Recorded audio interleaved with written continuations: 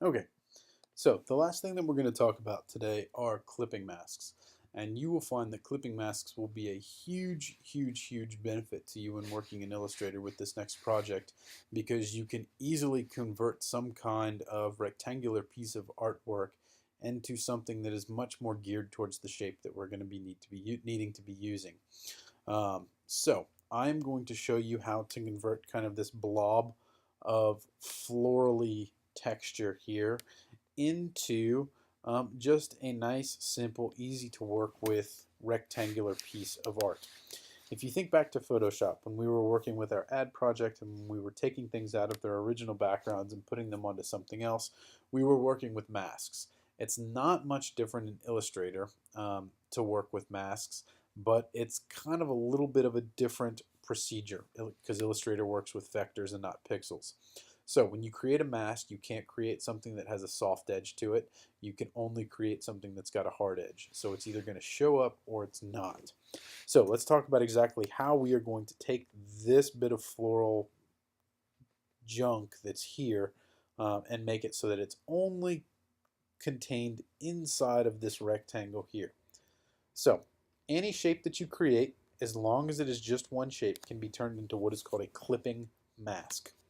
So I'm going to take this shape. This is just a normal rectangle that I drew with the polygon tool up here.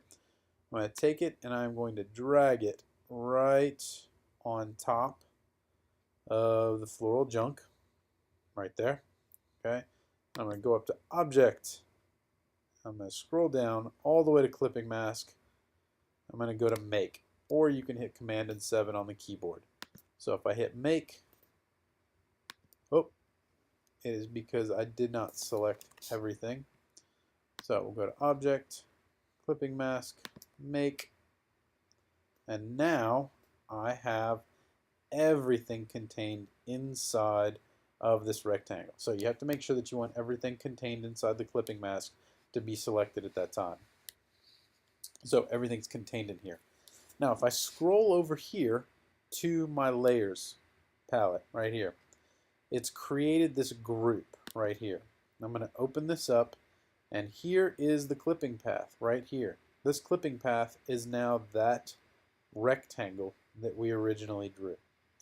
So if I take all of this stuff here, and I have all of that stuff selected right there, let me group all of that together in there. That'll make it really easy to work with. Here, I probably shouldn't have ungrouped it. So now it's all grouped together in there inside this clipping path.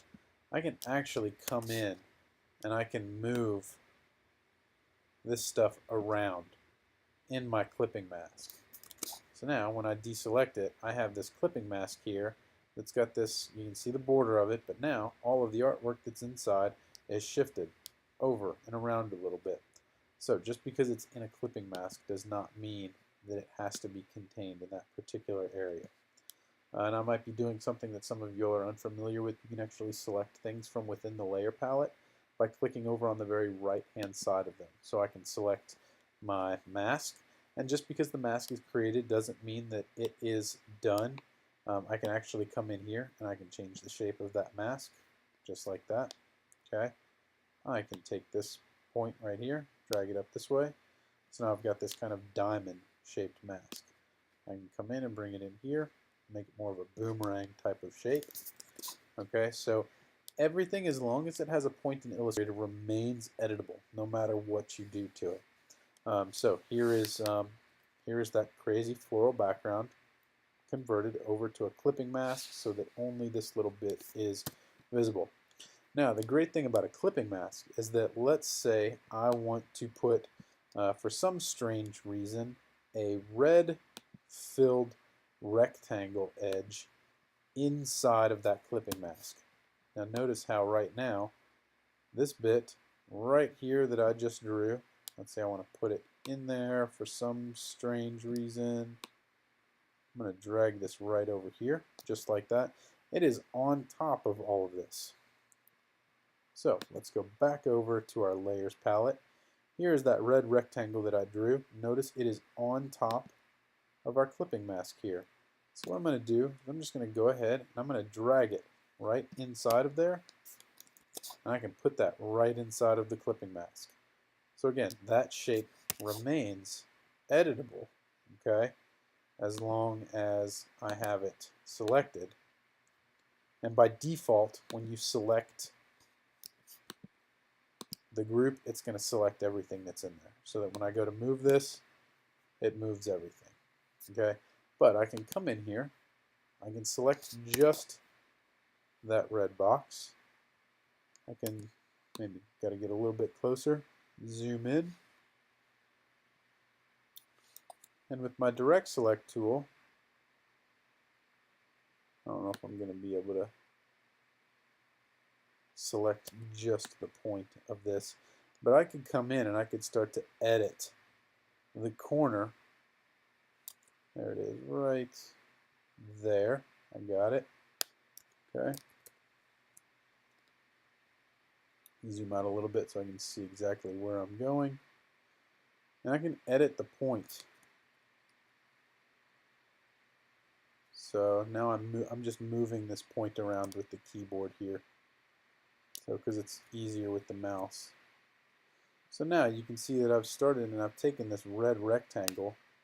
I've started to create this more of a rhombus or trapezoid type of shape with it.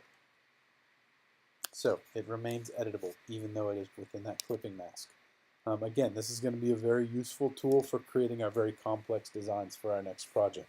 So I hope you found this useful. For the remainder of class today, the one thing that I really want you all to do, play around with brushes, play around with clipping masks, and play around with text. See what you can create, and we will talk about exactly how all of this is going to be put to use later on this week when I come back. So, sorry I couldn't be there today, ladies. Have a great day, and I will be back soon. See you.